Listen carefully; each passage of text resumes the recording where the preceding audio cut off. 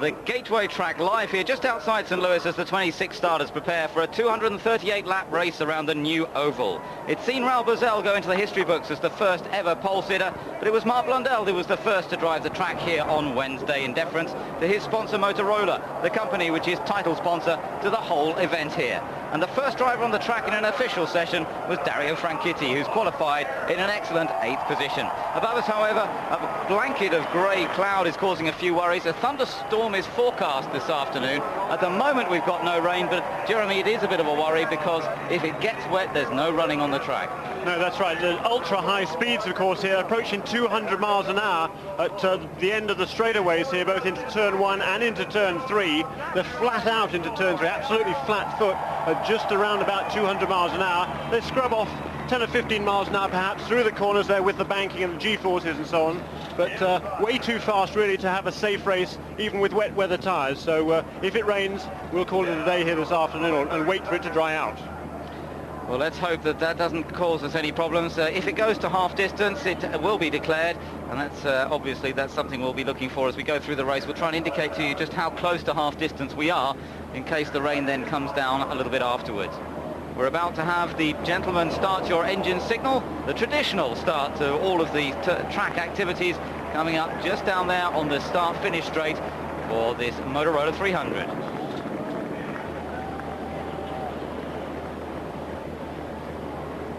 So the signal is given, engines beginning to be fired up, and Raul Boesel will start from pole position here, and that's his first pole position in around 3 years. Tremendous performance in qualifying yesterday, but it is a long race, this one, 236 laps. It's a smart physical race as well, pulling very high Gs, as Dario Franchitti was telling us earlier, so physical fitness will come into it. They've got the padding around their heads to stop their heads moving around too much. That sort of holds their heads upright through the corners, but it's still an important part. Just a clip there of Carl Haas, that was in front of Michael Andretti's car. Carl has his little ritual before every race, Ben. He goes around, he touches all the different parts of the car. He puts his own little spell on the car, and it's fascinating to watch Carl do that. You don't interrupt him when he's doing his little ritual there, and he's trying to make sure everything is going to be perfect, spot on for Michael Andretti this afternoon. So the car's ready to move away on the first of the parade laps. Boesel and Tracy on the front row. It's first pole for Boesel since Milwaukee 94, still looking for his first win. Tracy's the winner of the last 2 races. He's also the leader of the championship. Mauricio Guterman was the Rio pole sitter. He's had a second place finish at this year's Long Beach race. Greg Moore, 2 times this year he's finished in second, including that last race in Brazil. On the third row of the grid, Patrick Carpentier. This is the 6th IndyCar start for the reigning Toyota Atlantic champion, Alonso Jr. After a slow start to the season. He's had 3 top 10 finishes.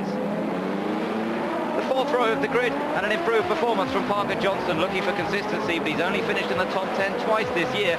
Dario Franchitti has enjoyed his best qualifying performance of the entire season. Jimmy Vasser, his last win came a whole year ago now. It was this weekend in the US 500. His only win for Alex Zanardi this year has come on the streets of Long Beach. Michael Andretti lines up in 11th place, and today he starts his 200th IndyCar race. Bobby Rahal ran out of fuel dramatically in Rio with just over 2 miles to go. He can hope for better luck this time. Richie Hearn is the fastest of the Lola qualifiers on the row 7, and alongside him, Brian Herter, who's finished in 6th place on 2 occasions this year. 2 Brazilians on row 8. Gilles de Ferran, the Long Beach pole winner, has his work cut out starting from 15th. Moreno qualified on the front row in Rio, but had an incident-filled race. Back on row 9 is Scott Pruitt, teammate to the pole sitter. He won earlier this year in Australia. Adrian Fernandez is in the backup car after a fire in this morning's warm-up. Row number 10, Andre Ribeiro. All 3 of his career wins have come on ovals. Marc Blondel back there on row 10, but a change of setup saw him perform better in this morning's warm-up. Walter Salas is 21st on the grid, the 3rd of the full-time rookies in the series. Max Papis had an engine blow-up yet again. In fact, 2 engines go in this morning's warm-up. Juan Fangio looking to finish his first race since the beginning of the season. Michel Jourdain is the youngest driver in the field at 21 years old. And the last row of the grid sees PJ Jones still struggling with the Toyota engine, and Hiro Matsushita making his 102nd career start. So that's the lineup, the full grid of 26 cars lining up for this Motorola 300 as Raul Boesel leads the cars around, and the pit crews are just setting themselves up now, ready to go. So the PPG pace cars lead the field around. And Raul Boesel, I just wonder how he feels. It's been a while, Jeremy, since he's been on this front row slot, on this pole position at least, and he, of course, will determine how the start is actually taken when the green flag is waved. That's right, as you say, Milwaukee in 1994, so 3 years less 1 week since Raul Boesel has set the pace at the start of a race. He's a very experienced driver, of course. He got 157 starts in the kart series to his under his belt already. He knows exactly what's required of him. Here's the point standings coming into the race. Paul Tracy there with a 4-point lead over Scott Pruitt, Alex Zanardi, Michael Andretti, Greg Moore and Jimmy Vasser. Of course, Raul Boesel will pick up a point for the pole. He's back in 27 points there, and he can make up a lot of ground, I think, this afternoon if he can have a good result for him. Yes, 9th place in the championship, but he's only a couple of points behind the likes of Gutermin and Unser and Vasser. In fact, they're all very, very close down at that sort of bottom end of the top 10 in the series. So Boesel looking to try and really create something in the championship here today. The crowd really beginning to build up some atmosphere, tremendous atmosphere. Just look at that, the full grandstands just alongside our commentary position here. Something like 45,000 people. They're going to increase the capacity of this track once they've really got used to running it, got used to the traffic problems that could occur around here. But they've done a lot of work on sorting out the traffic. They've got various car parks all allocated around the area. There's a good sort of train service that actually runs from St. Louis downtown to the track as well. And being so close to the city, of course, it's a major draw for the fans. It really is. It's great. It's a fabulous facility that Chris Pook has really built here over the last 7 months. Really has all had time to work on this track. They've done a phenomenal job. The facility is in very, very good shape. The drivers love it. I think it's a great racetrack. Mainly the track surface is pretty smooth. A few bumps there in turns 3 and 4, which upset the cars a little bit, but really not too bad at all. Turn 1 and 2 is very, very smooth indeed. The drivers love it. They think it's going to be a great race this afternoon. Well, let's look forward to it. Gilles de Ferran, you're on board with him, and remember, he's starting down in 15th position, so he has a lot of work to do from back there. Also on board with Jimmy Vasser. He starts a little further up. He's in 9th position on the grid. And as we said, a year ago since his last win, winner of the championship, but most of his wins came in the very early part of last season. But he still has this incredibly consistent run of finishes, Jimmy Vasser. 22 consecutive finishes from Laguna 1995. He's finished every race since then. I can't really imagine a finishing record like that, Jeremy. No, it's remarkable. All but one of those in the points, and the one race he didn't finish in points, he was 30th, just 1 place out of the points. So, as you say, remarkable consistency from the Target Jim Ganassi team. Alex Zanardi also, remember, well up there in the championship battle, drove superbly well in Brazil to come up to finish in 4th place after starting at the back of the field. He lies 3rd in the championship, Zanardi, but he needs to keep Paul Tracy and Michael Andretti in sight here today. I guess you've got to say those are the 3 favourites for the title at the moment, as we ride first with Andretti, then with Zanardi, then with Vasser. We're heading around out of turns 3 and 4. It looks as though we're going ready to go green flag racing here at the Gateway International Raceway. The first ever race on this new facility, and the green flag waved, and it's Raul Boesel on the inside on pole position, who gets into the first corner ahead of Paul Tracy, slotting into second, and everybody else jostling for position as they go through turns 1 and 2. Raul Boesel with the best start, making a good getaway, and let's just hope everyone gets through there cleanly. It looks pretty good at the moment. I think everybody's made it through safely, as Raul Boesel already beginning to open up a bit of an advantage over Paul Tracy. Really got the drop there on the green flag, as through they come. 3rd place for Greg Moore, and flashing across the line at the end of the first lap. 4th place for Alonso Jr. So Jr. had a good start as Zanardi makes a little move on Carpentier, trying to get through, and he goes into 6th position. So Zanardi up into 6th place, and he's already making some progress. Right behind Carpentier now is Dario Franchitti. Franchitti slotting outside, trying to get down the inside of Carpentier. Doesn't quite make it, and this is the battle between the 2 top rookies of the year so far, and Franchitti has been so competitive here this weekend. He's got to watch out from behind, because Parker Johnston in the green and white car has a move on Franchitti, and Franchitti can't do anything to hold him back, and really he lost the momentum there because he made the attempt on Carpentier. He paid the price as Parker Johnston was able to nip past, and then right behind him now is Jimmy Vasser. Vasser not getting away particularly well, not certainly as well as Zanardi did, and Franchitti now has more pressure on him. But Jeremy, an intriguing opening lap from Raul Boesel, who really opened up quite a lead already. Great start by Raul Boesel. A good, 75 yards over Paul Tracy, who was well clear of Greg Moore, who is interestingly on the harder of the 2 Firestone tires there. Greg Moore in 3rd position. The 2 people in front of him, Raul Boesel on the Firestone tires, Paul Tracy on the Goodyears. They've both chosen the softer compound, so that's fine for the first few laps. Greg Moore, I'm sure, is very happy there in third place right now. He'll be hoping that they will come back to him as the tyres on the guys in front of him just maybe heat up a little bit. There's Max Papis once again in trouble. That's 3 engines today, perhaps, for Max Papis. Yes, we don't know exactly what the problem is yet, but Max Papis retiring very, very early, and that's the end of his race before we've even really got underway. Although Raul Boesel's completed 4 laps, it doesn't take long to get round this 1.2-mile track, and whizzing round at 25 seconds. In fact, the last lap slightly slower, 26.0 seconds from Boesel. Tracy did a 25.8,